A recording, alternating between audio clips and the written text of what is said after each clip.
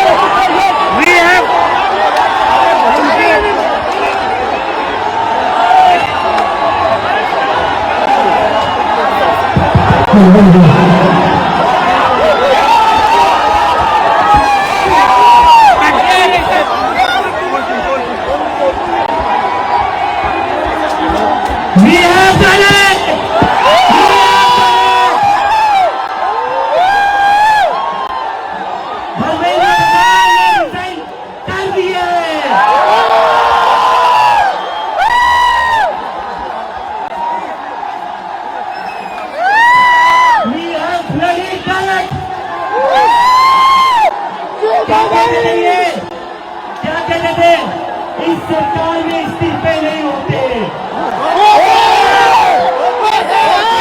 क्या कहते थे, इस सरकार में इस्तीफे नहीं होते। हम कहना चाहते झुकती है दुनिया, झुकाने वाला चाहिए।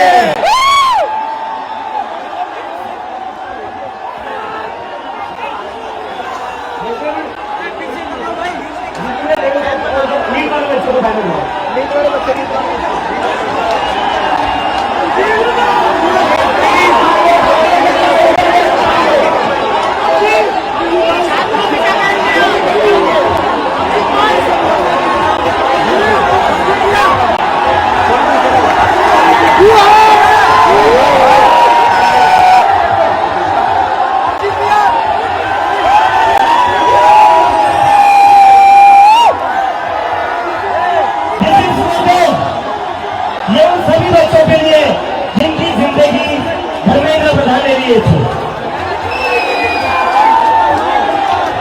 प्रदीप रेगवाल, ऋतिक मिश्रा, सिद्धार्थ हेगड़े, भाग्यश्री, अंशिका पांडे, उमेश माली, रेणु मीना, प्रिया कुमारी थापा, शिवानी यादव, अनु गिरना, प्रहान पटेल, आकांक्षा चतुर्वेदी, रीमा बेगम, मैथिली अशोक सोनवणे, अवंतिका मौर्य, जतीन कुमार, गोपिका शेख सना, व्यक्ति आनंदम, ये वो बच्चे हैं जिनको आज न्याय। शिक्षण मंत्र्याच्या राजीनाम्यानंतर आता नवी शिक्षण व्यवस्था आणि परीक्षांमधील पारदर्शकता कशी आणली जाणार याकडे संपूर्ण देशाचं लक्ष लागलं आहे।